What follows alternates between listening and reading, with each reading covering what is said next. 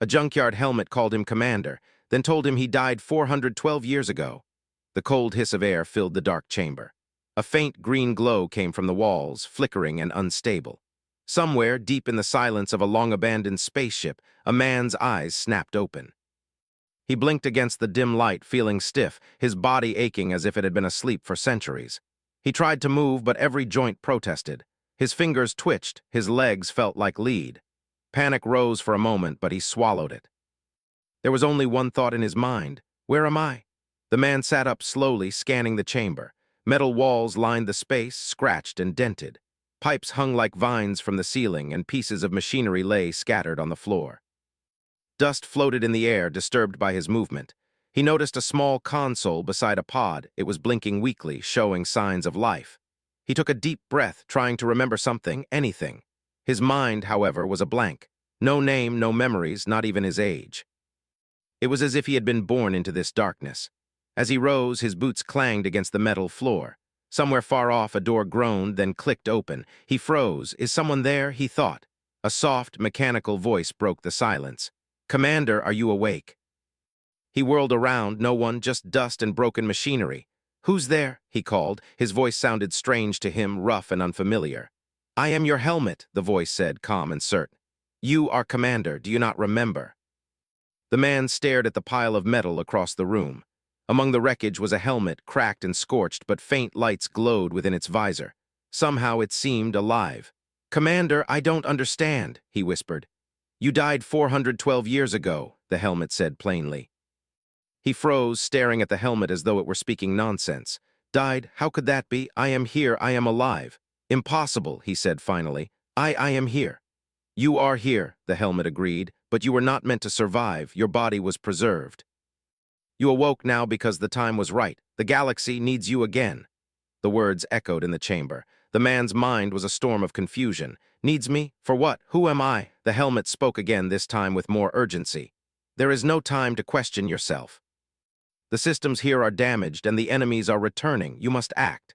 He swallowed hard, trying to focus. Something inside him stirred, a faint feeling of skill, of knowing how to move through this wreckage. It was instinct, not memory. He walked carefully over broken consoles and twisted metal, reaching a control panel. Despite the years of dust and decay, his hands moved as if they remembered. Buttons, switches, levers, they responded to him, obeying his commands. The helmet's voice guided him. "Reboot the central systems. You know how to do this." He hesitated for a moment. He didn't know. He didn't remember anything. But when he touched the main control lever, his mind clicked into place.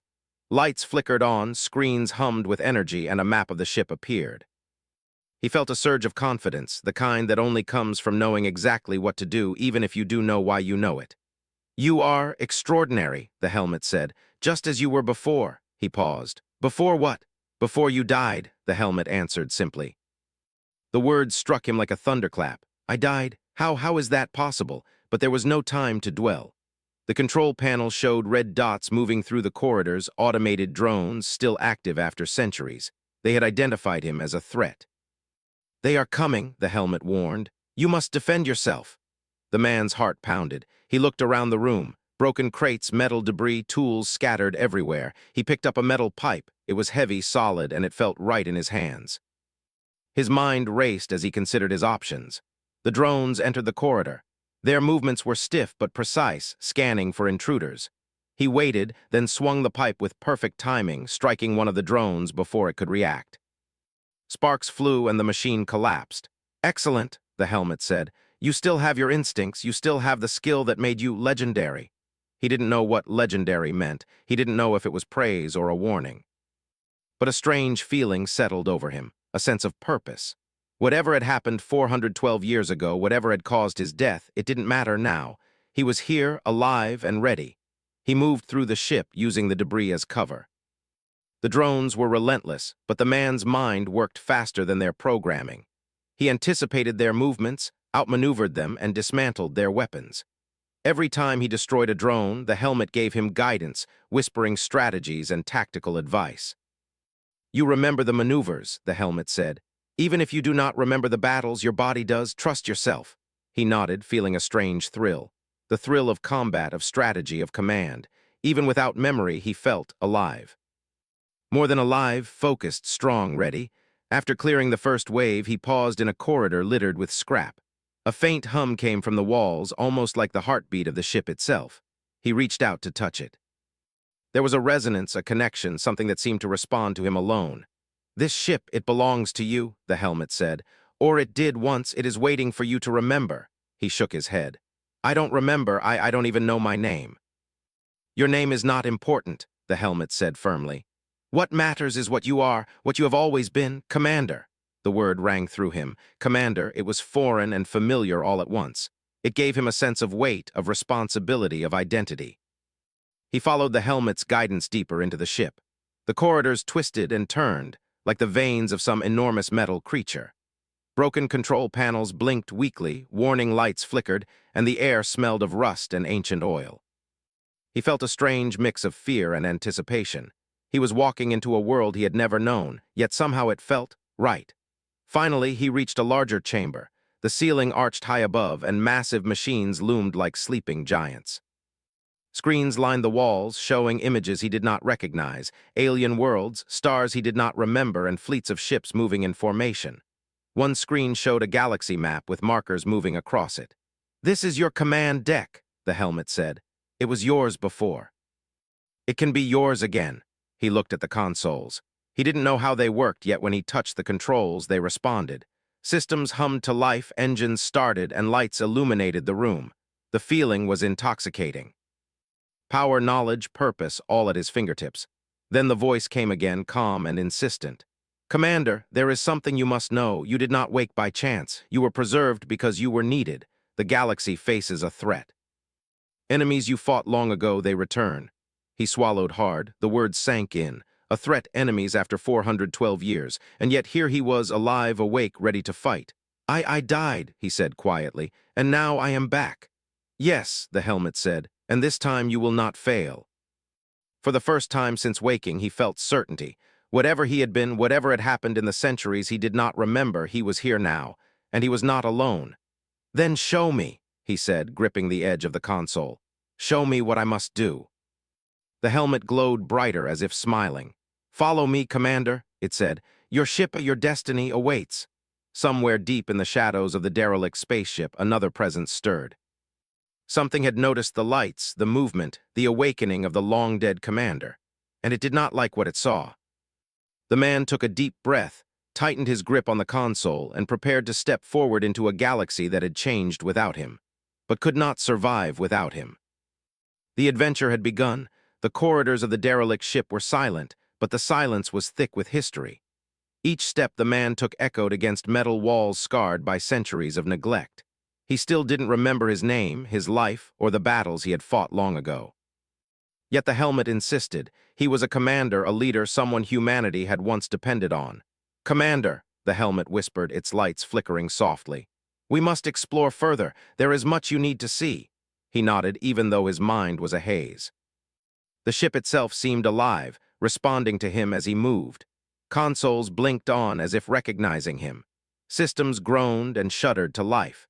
He could feel power surging beneath the metal floors, a heartbeat of machinery that had waited centuries for him. "Where do we start?" he asked quietly. "The records room," the helmet replied. "There you will learn who you were and what you must become." The man followed the helmet's guidance. The corridors twisted like the veins of some colossal creature. Rusted pipes hung from the ceiling, sparking occasionally. Broken panels littered the floors. He ducked under fallen beams, jumped over wires and cables, and climbed over debris. His body moved as if it remembered, even if his mind did not. He reached the records room. Massive racks of data cores and memory drives stretched to the ceiling. Dust and corrosion covered most of them, but the helmet guided him to a central console. "These are your archives," the helmet said. "Some data is corrupted, some remains intact. Begin with the logs labeled Human Fleet Command." He pressed a few controls, and a holographic screen sprang to life. Images danced in the air, massive fleets of human warships, formations in space, stars burning in the distance. The scenes were vivid yet distant, like memories that belonged to someone else. I don't remember any of this," he murmured. "You do not need to," the helmet replied. "Your body does, your instincts will guide you. This is how humans endure." Even when memory is gone, the essence of skill remains. The hologram shifted. He saw himself in a uniform he did not recognize, his face younger, sharper, determined. The logs showed him giving commands, rallying ships against alien fleets called the Obscurians. Names he did not recognize flickered across the screens, names of allies and enemies long forgotten. The helmet spoke softly. "Commander, these records are the truth. You were part of a human fleet that fought across galaxies. You were a legend. Humanity called upon you in its darkest hour, and you did not fail." The man's heart pounded. He did not feel legendary. He felt lost, confused, alone. But when he looked at the holograms, he saw a spark. A part of him remembered strategy, command, and leadership. "Enemies?" he asked. "Who were these Obscurians?" "A race that sought to destroy humanity," the helmet explained. "Centuries ago, they were relentless, unyielding, intelligent, and ruthless. You fought them and delayed their conquest. But the war scattered humanity across the stars. You were preserved because you could lead humanity again." The man swallowed. "And now they are back." "Yes," the helmet said. "They have found this sector, they are coming for you, and they are not alone." A sudden rumble shook the ship. Dust fell from the ceiling. Sparks flew from the walls. He raised his head, and the holographic map confirmed his fear. Red dots moved toward the ship, automated drones, unknown war machines, all activating centuries after their construction. "We must prepare," the helmet said. "They will attack." The man felt a strange thrill. Fear was there, yes, but beneath it was a certainty, instincts, skill, strategy. Something in him remembered how to fight, how to survive. He was a human, and humans adapted, improvised, and overcame. He began moving through the ship, activating defensive systems. Turrets came online, energy shields flickered, and warning sirens blared. Each system responded to his touch as if it remembered him, as if the ship itself knew he was alive again. The drones arrived first. They moved with mechanical precision, scanning corridors for intruders. He ducked behind a console and studied their patterns. The helmet whispered advice, suggesting weak points, tactical maneuvers, angles of attack. "They are fast," he said, "but not smart enough." "Humans always find a way," the helmet replied. He struck quickly. Using debris as weapons, he toppled one drone, disabling its sensors. Another came at him from above. He rolled, grabbed a fallen metal beam, and swung it with all his strength. Sparks flew. The drone fell in pieces. "Good," the helmet said. "You remember more than you think."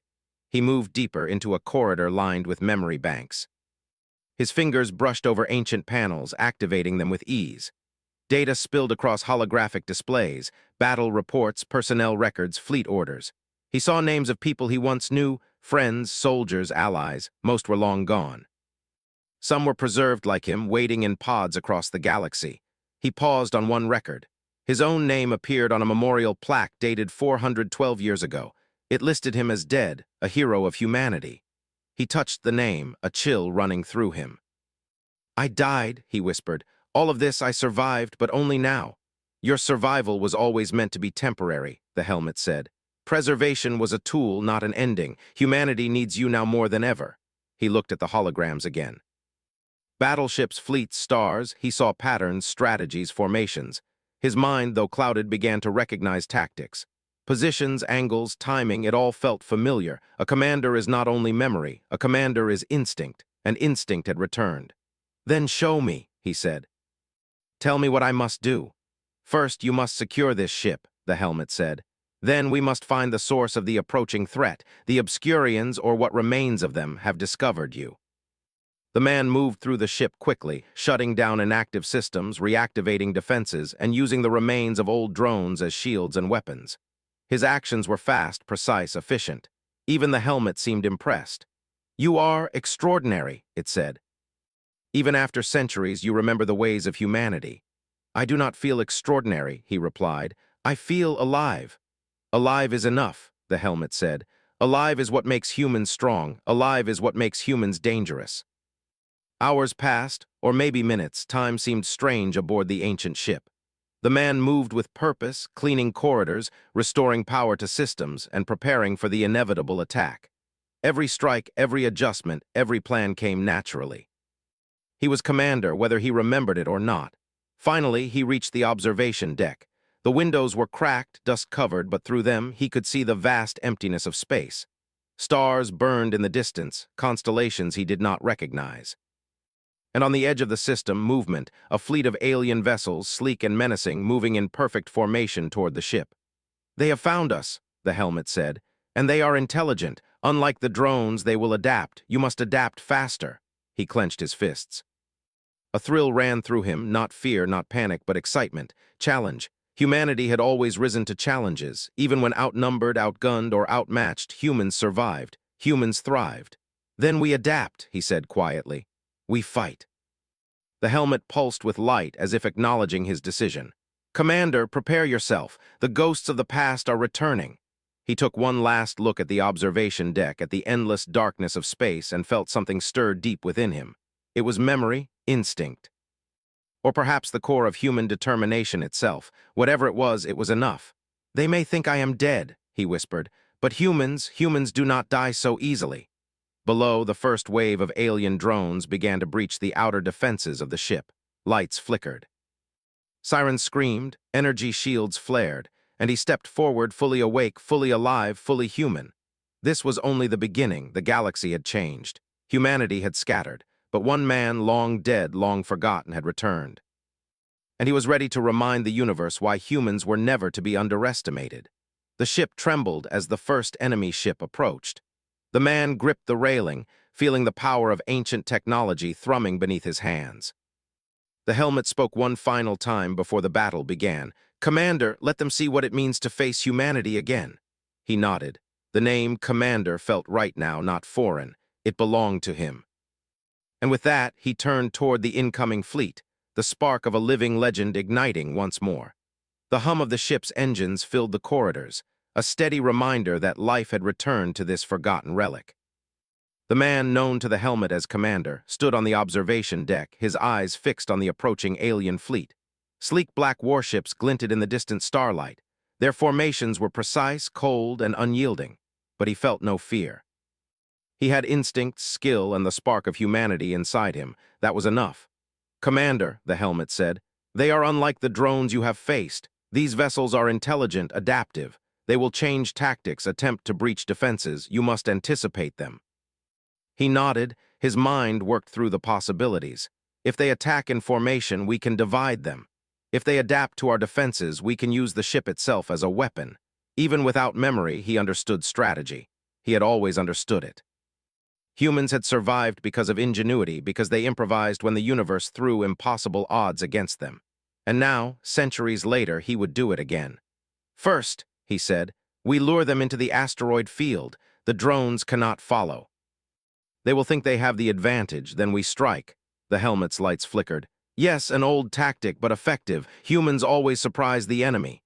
He moved through the ship with purpose. Every step, every action was confident. He reactivated ancient weapon systems, repaired energy turrets, and rerouted power to shields that hadn't seen life for 4 centuries. Sparks flew, machinery groaned, and the corridors hummed with renewed energy. "They underestimated us," he whispered. "They do not know what humans can do." A sudden alert flashed on the control panel. "Small boarding vessels approaching the outer hull," the helmet said. "They are attempting to land before the main fleet engages." He clenched his fists. "Let them come." The first boarding vessel smashed against the hull with a shudder that ran through the ship. The hatch tore open. He grabbed a metal beam, heavier than any human muscle should allow, and swung it at the intruders. Sparks flew as the beam struck the first alien soldier, tossing it aside. Others followed, faster, more precise. "Commander," the helmet warned, "they are trained for boarding actions. Do not underestimate them." He didn't. He moved like a whirlwind, using the ship's architecture to his advantage. Broken machinery became cover. Loose pipes became weapons. Every move was calculated yet instinctual. Humans had always turned even the most meager tools into survival. Hours passed, or maybe minutes. Time was strange aboard the ship. The corridors ran like a maze, and yet he moved with certainty. Every battle taught him more about the enemy's tactics. Every strike refined his strategy. Finally, he reached the central control chamber. The main console flickered, showing the positions of the enemy ships. The larger vessels were attempting to flank the ship from both sides. Their plan was smart. But humans had a way of fighting unpredictably, improvising solutions no algorithm could anticipate. We need a trap, he said, pacing before the console. We lure them closer to the asteroids, the field will break their formation, then we strike with everything we have. Understood, the helmet replied. I will assist. He worked fast.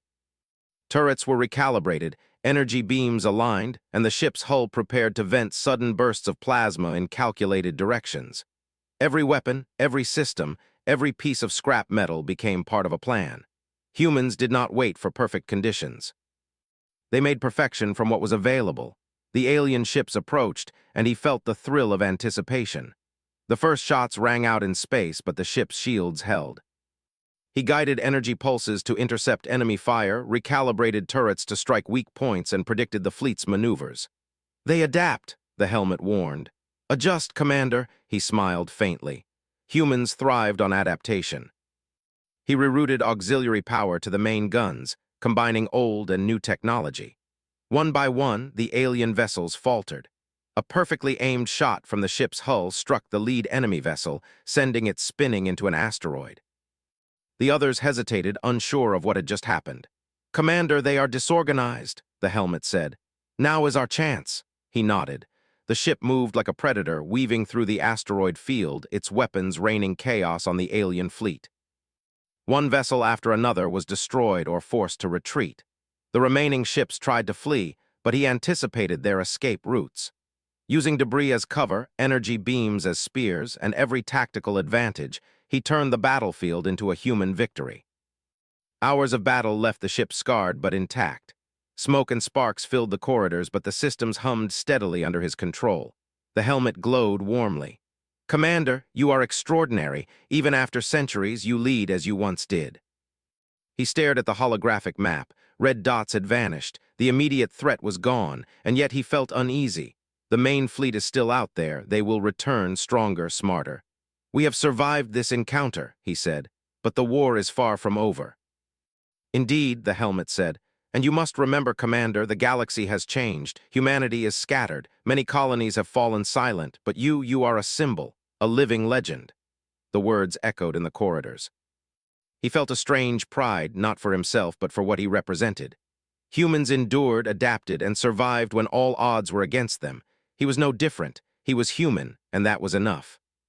He moved to the central chamber, searching through data archives for more information.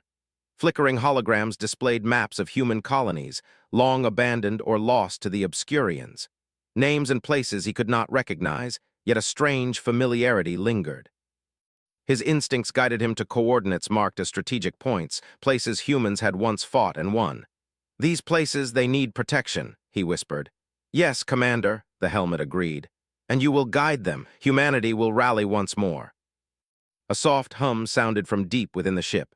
Emergency signals. Someone or something was trying to communicate. He activated the comms. Static filled the chamber, then a voice crackled, distorted but human. If anyone is alive, respond. Help Obscurians, the message cut off.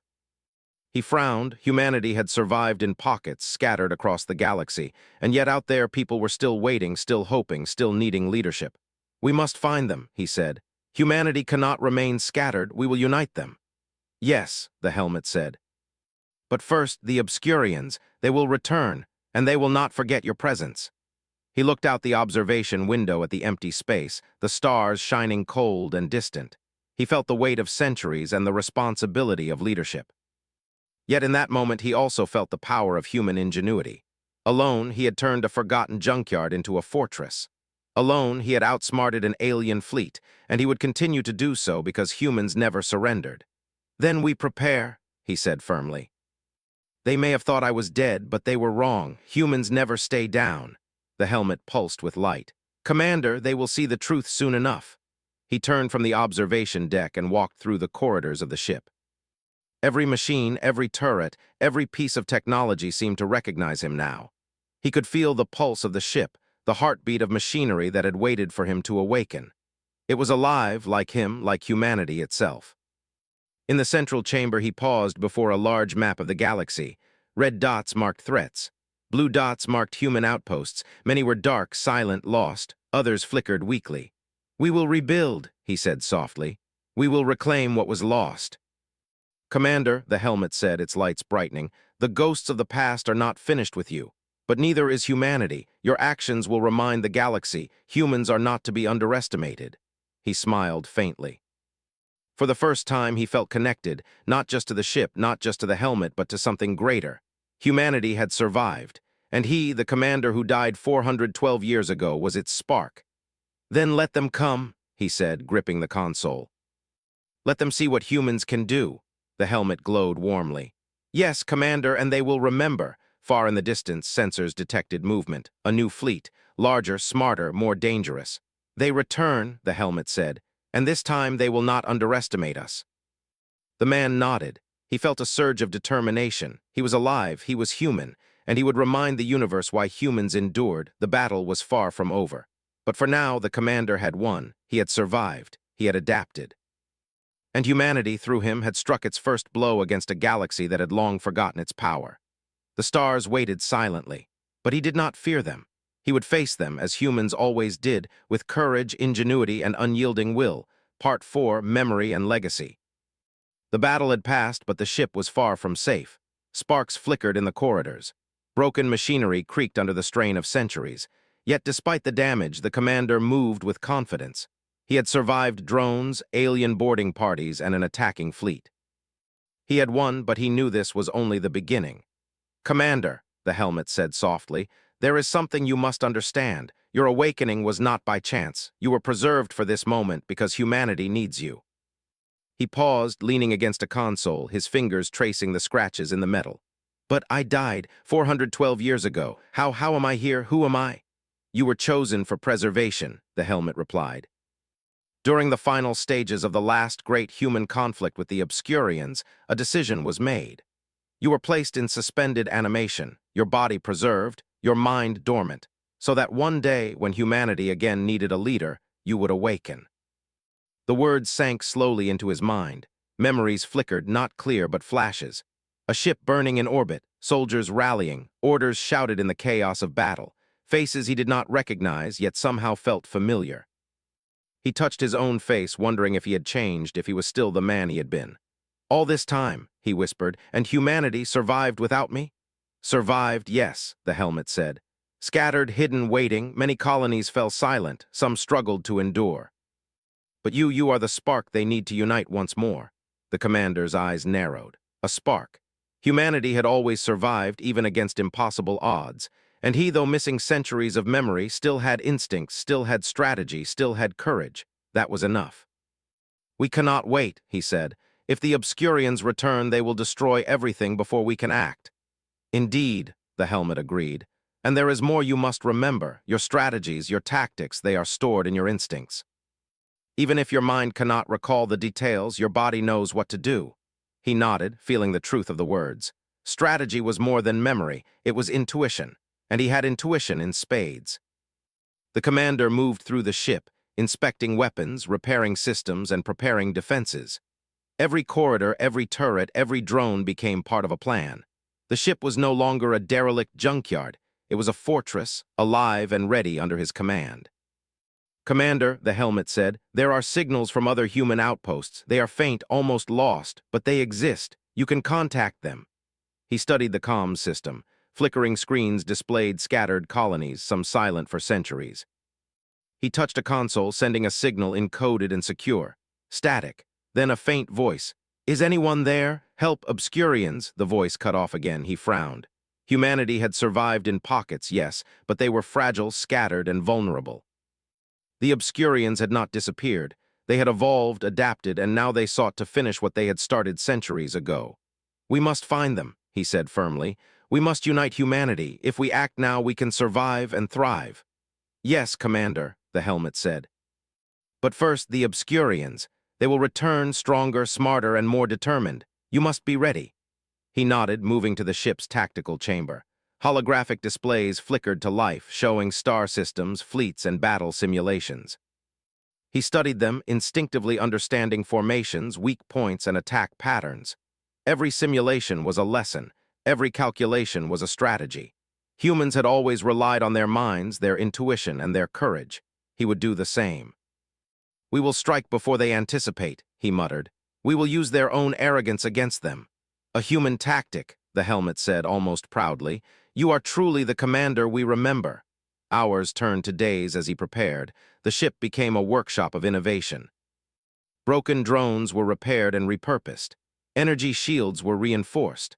Plasma turrets were aligned with precise trajectories. Every piece of scrap metal, every abandoned weapon, every dormant system became part of a network of defense and attack. He studied maps of the galaxy. Many human colonies were dark, silent, or abandoned, but some flickered weakly, surviving in isolation.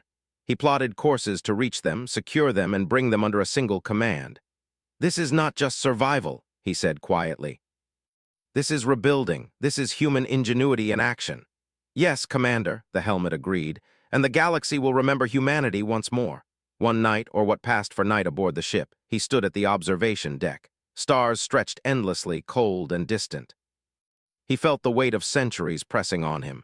He had survived death itself, awoken centuries later, and faced a galaxy that had changed beyond recognition. Yet, despite all that, he felt purpose. Humanity had endured. He was its commander, and he would lead it again. Suddenly, the ship trembled. Sensors flared. A new fleet approached, not drones, not small ships, but massive vessels, sleek and deadly. Their formations were advanced, more intelligent than before. They had adapted to human tactics, learned from old battles, and were now coming for him. "Commander," the helmet said urgently, "they have returned, and they will not underestimate you this time." He clenched his fists. "Then we give them a lesson they will never forget." He moved to the tactical chamber, where the ship's displays showed the enemy fleet in motion. Red dots formed intricate formations, attempting to flank, overwhelm, and destroy. But he was ready. His mind raced through possibilities, simulations, and strategies. Humans had always fought against impossible odds. Humans had always survived, and he would prove it again. "Prepare all systems," he ordered. "We fight as humans always fight, with intelligence, courage, and ingenuity." The ship responded, alive under his command. Energy hummed through the corridors. Turrets glowed, shields flared, and drones moved with precision. Even broken machinery seemed to anticipate his commands. "The Obscurians will learn humans are not to be underestimated," he whispered. "Yes, Commander," the helmet replied. "And this time, humanity will strike back." The stars ahead of him were no longer distant and silent. They were the battlefield. The galaxy had returned to conflict, but humans were ready. And he, reborn, alive, and commanding, was ready to lead them. The weight of centuries fell away. Memory was returning in fragments, but instinct guided him more than recollection. He felt alive, focused, and determined. This was human strength, adaptation, resilience, and unyielding will. "Then let them come," he said firmly. "Let the galaxy see what humans are capable of." The helmet glowed brightly, as if smiling. "Yes, Commander, and they will remember the name of humanity again." White, heavy check mark, end of part 4.